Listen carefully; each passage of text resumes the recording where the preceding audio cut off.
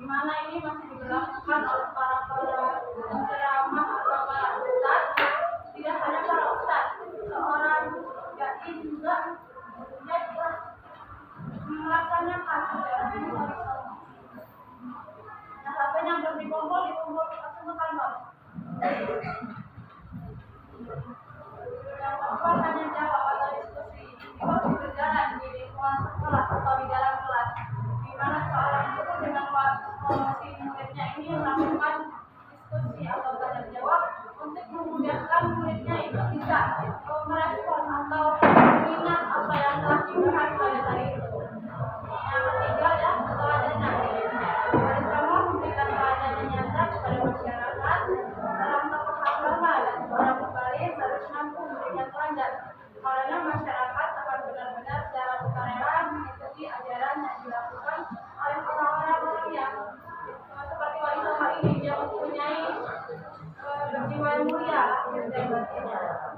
Yang keempat itu pendidikan. Pendidikan tidak hanya di sekolah, tapi juga seperti pesantren atau kajian-kajian juga termasuk pendidikan, di mana kita itu tujuannya untuk mencari ilmu. Yang kelima itu bisa atau ekspansi. Contohnya yang dilakukan oleh Sunan Giri, yaitu mengirimkan utusan sekaligus bertindak sebagai guru dakwah ke luar Pulau Jawa, yaitu Madura, Bawayan, Kangen, dan Bogor. Hal ini semakin menjadikan akselerasi keseimbangan ajaran Islam di Nusantara. Yang keenam, kesenian juga masih berjalan pada saat ini, yaitu seperti nyanyian atau lagu-lagu. Itu juga termasuk kesenian yang sudah menjadi yang berkembangnya dulu sampai sekarang ini. Yang terakhir, silaturahim. Silaturahim itu sama saja seperti kita itu bermain atau berkunjung kepada saudara, melakukan silaturahmi seperti lebaran juga, itu tidak untuk memutus tali silaturahmi kita.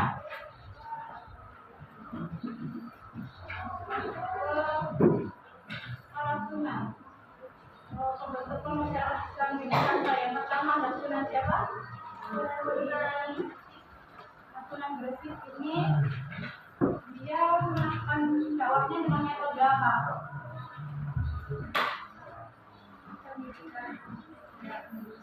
Sunan Gresik ini dia pelopor dakwah di Jawa yang menggunakan jalur pendidikan, perdagangan, serta membantu rakyat melalui keahlian di bidang pertanian. Yang kedua, Sunan apa ini menggunakan apa metode apa?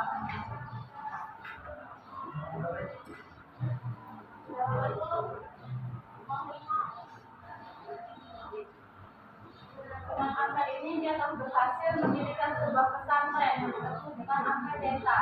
Ampel Desa ini dikenal dengan ajaran yang disebut dengan Momimo. Apa kemana itu Momimo?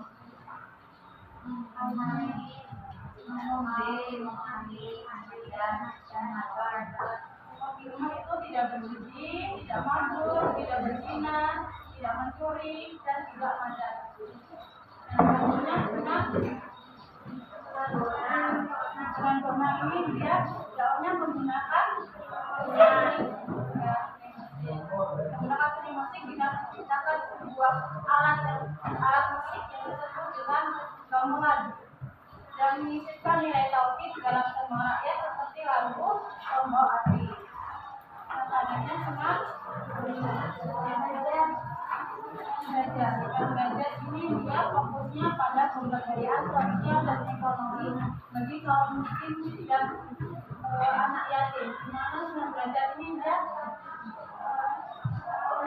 mencurinya itu dia untuk melakukan membantu seseorang seperti anak yatim itu dan bagi kaum miskin untuk memenuhi ekonominya.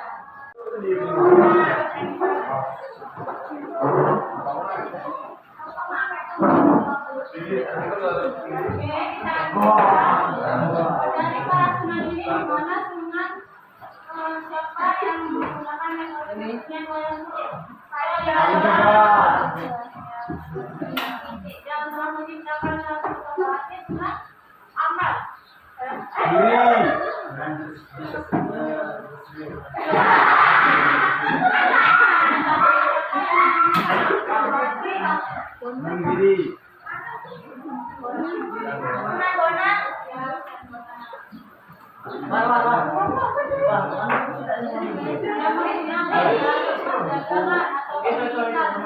Oh iya.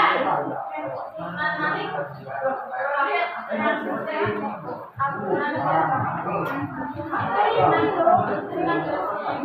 ini dia menawarkan perdagangan maksudnya tadi oh yang boleh itu masalah di menciptakan hal yang baik dengan yang bisa menimbulkan materi hari ini ada bisa menimbulkan materi hari ini.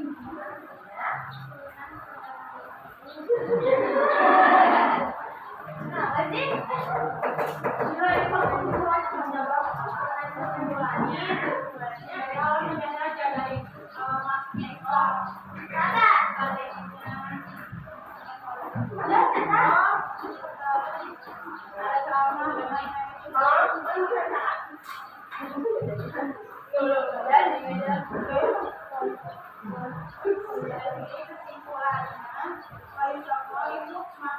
Indonesia pada pertengahan abad ke-10.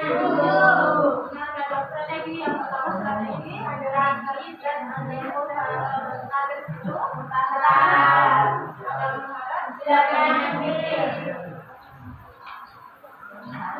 para sembilan kali sama yang pelajaran yang pertama bersih kurang bersih